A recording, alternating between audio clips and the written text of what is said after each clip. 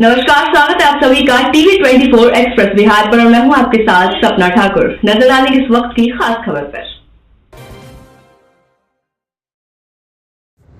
जिला पदाधिकारी ने कहा, कांवड़ यात्रा केवल आस्था नहीं, शरीरों के लिए भी संजीवनी है। देखिए टीवी 24 एक्सप्रेस खड़ी बिहार के भागलपुर से। जब भागलपुर के श्रावणी मेले के दौरान सुल्तानगंज के गंगा धाम से देवघर बाबा धाम तक कांवड़ यात्रा के आम तौर पर धार्मिक आस्था और परंपरा का एक हिस्सा माना जाता है, लेकिन भागलपुर के जिलाधिकारी डॉक्टर नवल किशोर चौधरी ने इस यात्रा को मेडिकल फायदे पर भी रोशनी डाली है। डीएम का कहना है कि यह यात्रा केवल एक धार्मिक कांवड़ कर्मकांड नहीं बल्कि मानव शरीर के लिए अत्यंत लाभदायक भी है।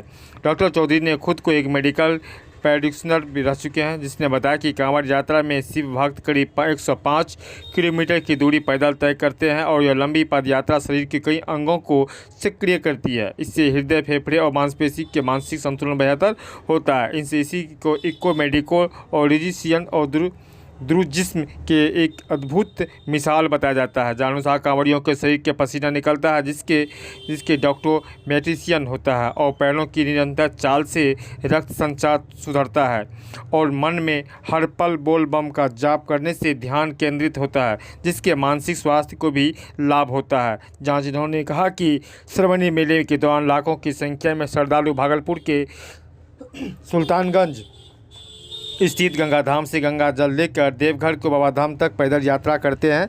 यह एक ऐसी परंपरा है जो न केवल धार्मिक भावनाओं को प्रबल करती है बल्कि लोगों को आस्था एवं जीवनशैली को भी प्रेरित करती है।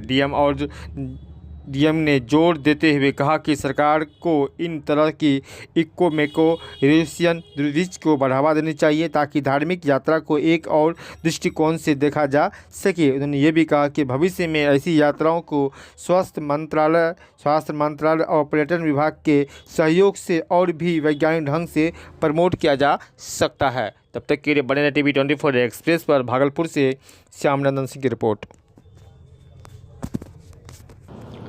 देखिए, ये हमारी सांस्कृतिक धरोहर है और जो श्रावणी मेला है सुल्तानगंज में लगता है और लाखों करोड़ों की संख्या में श्रद्धालुगण आते हैं, यहाँ से जल लेते हैं और बाबा के दरबार में देवघर में जाके अर्पित करते हैं। लगभग कुल 105 किलोमीटर की दूरी सामान्यतया श्रद्धालुओं के द्वारा पैदल यात्रा के माध्यम से किया जाता है।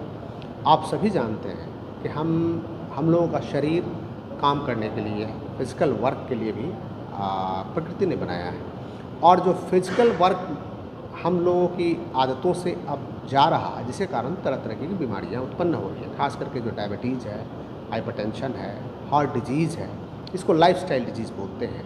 तो जब हमारे श्रद्धालु 105 किलोमीटर की यात्रा जब वो पैदल करते हैं तो जितने भी जो उसके मेडिकल बेनिफिट्स हैं वो अनइमेजिनेबल है।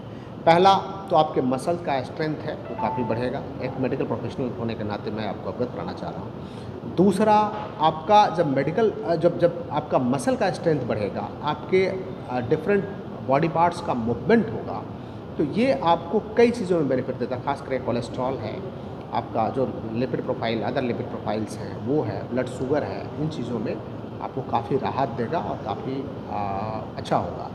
थर्ड की जो जितने भी मसल्स हैं हमारे अभी रिडंडेंट हैं, उन सभी मसल को स्ट्रेंथ मिलेगा और इसके साथ ही जो एक हमारा कम्युनिटी का मूवमेंट होता है।